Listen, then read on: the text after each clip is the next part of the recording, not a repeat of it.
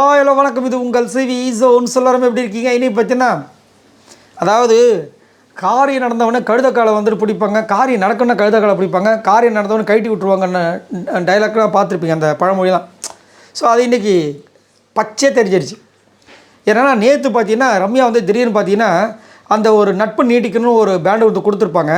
அதுக்கப்புறம் வந்து முறிக்கணுன்றதை வந்து கனி கொடுத்துருப்பாங்க. நம்மளுக்கு ஒரே ஷாக், என்னடா அது புதுசாக இருக்கே அப்படின்ட்டு. அதுக்கப்புறம் பார்த்தீங்கன்னா போன வாரம் முழுக்க வந்துட்டு விஜய் பார்வதி கூடயே சேர்ந்துருப்பாங்க, நிறைய விஷயங்கள் ஷேர் பண்ணியிருப்பாங்க. அதுக்கப்புறம் விஜய் பார்வதிக்கு நிறைய அட்வைஸ்லாம் கொடுத்த மாதிரி பண்ணியிருப்பாங்க. அதுக்கப்புறம் அன்புகாங்க எனக்கு வந்து செட் ஆகலை, அதை விட்டு வெளியே வரணும்னு ஆசைப்பட்றேன் அப்படிலாம் சொல்லியிருப்பாங்க. இன்றைக்கி தலை டாஸ்க் முடிஞ்சது.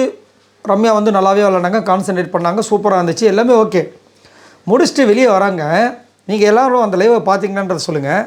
நான் செம்ம ஷாக் ஆகிட்டேன். வந்த உடனே பார்த்தீங்கன்னா ஒருத்தரை வந்து இது பண்ணுறாங்க, கங்க்ராச்சுலேட் பண்ணுறாங்க. விஜய் பார்வதி சொல்லிகிட்டே இருக்காங்க, அரோராவை கட்டிப்பிடிக்கிறாங்க, கமருதீனை கட்டிப்பிடிக்கிறாங்க, விக்ரமை கட்டிப்பிடிக்கிறாங்க. அதுக்கப்புறம் யார் கனி, எல்லாரையும் கனியெல்லாம் நல்லா டைட்டாக ஆக் பண்ணுறாங்க. விஜய் பார்வதியை சும்மா கையில் கொடுத்து கம்முன்னு போயிட்டாங்க. அவங்க ரொம்ப நேரமாக வெயிட் பண்ணுறாங்க. எனக்கு சமஷாக், என்னடா அது, நேற்று வந்துட்டு இந்த நட்பு வேணும், இந்த பிக் பாஸ் வீட்டுக்குலாம் நான் ஒருத்தன் கூட நான் நல்லா பழகணும்னு ஆசைப்பட்றேன், அது விஜய் பார்வதின்னு சொன்னவங்க ஒரு நாள் நைட்டில் எப்படி கமருதீன் மாறுறாரு அதே மாதிரி இவங்க மாறுறாங்க. அதுக்கப்புறம் பார்த்திங்கன்னா அங்கே வந்து பிக் பாஸ் வந்து சொல்கிறாரு, தனிச்சையாக முடிவு பண்ணுங்கள் அப்படின்னும்போது அங்கேயும் வந்துட்டு இந்த வெற்றி, அதாவது நான் இப்போ வந்து வின் பண்ணதுக்கு முழுக்க காரணம் நான் தான், ஆனால் என்னை வந்து ஊக்கப்படுத்துனாங்க நிறைய பேர் அப்படின்ட்டு கமருதீன், அரோரா, விக்கல் சிக்ரம், அப்புறமா கனி, அப்புறமா சபரி, பிரஜன்னு, அப்புறமா வந்து கமருதீன் எல்லாம் சொல்லிட்டேன்னா இவங்க பேரெல்லாம் சொல்கிறாங்க. அதுலேயும் விஜய் பார்வதி வரல. என்னடா இது, ஏன் இன்னும் அது தலை டாஸ்க் நடந்த உடனே இப்படி வருது, ஒன்றுமே புரியல. விஜய் பார்வதியை பார்த்தா அப்படியே ஒரு மாதிரி முறைக்கிறாங்க. இதில் என்ன கொடுமைனா ஒரு டீமாக வந்துட்டு தனித்தனியாக பிரிக்கிறாங்க. ஃபஸ்ட்டு வந்துட்டு கிச்சன் டீமுக்கு வந்து ஆரம்பித்தாங்க. அமித், சபரி, திவ்யான்னு போட்டாங்க, ஆதரின்னு போட்டாங்க. அப்புறம் வெசில் வாஷிங்க்கு வந்துட்டு வியானா, சாண்ட்ரா, வியானா, சாண்ட்ரா, அதுக்கப்புறம் பார்த்தீங்கன்னா வினோத்னு போட்டாங்க. அதுக்கப்புறம் வந்துட்டு ஹவுஸ் கிளீனுக்கு சுபிக்ஷா, பிரஜன், எஃப்ஜே, அரோரா போட்டாங்க. அதுக்கப்புறம் பார்த்தீங்கன்னா இந்த பாத்ரூம் கிளீனிக்கு வந்துட்டு கமருதீனும் கமருதீன் இருந்தார், கரெக்டு.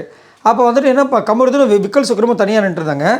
அப்புறமா பார்த்தாங்க விஜய் பார்வதி கனி மட்டும் தனி நிற்கிறாங்க. அப்புறமா என்ன பண்ணுறாங்க, கனியை தூக்கி வந்து டப்புன்னு நீங்கள் இதுக்கு போயிடுங்க, எங்கே போட்டிருக்காங்க தெரியுமா, கனியை தூக்கி வெசல் வாஷிங்கில் போட்டாங்க.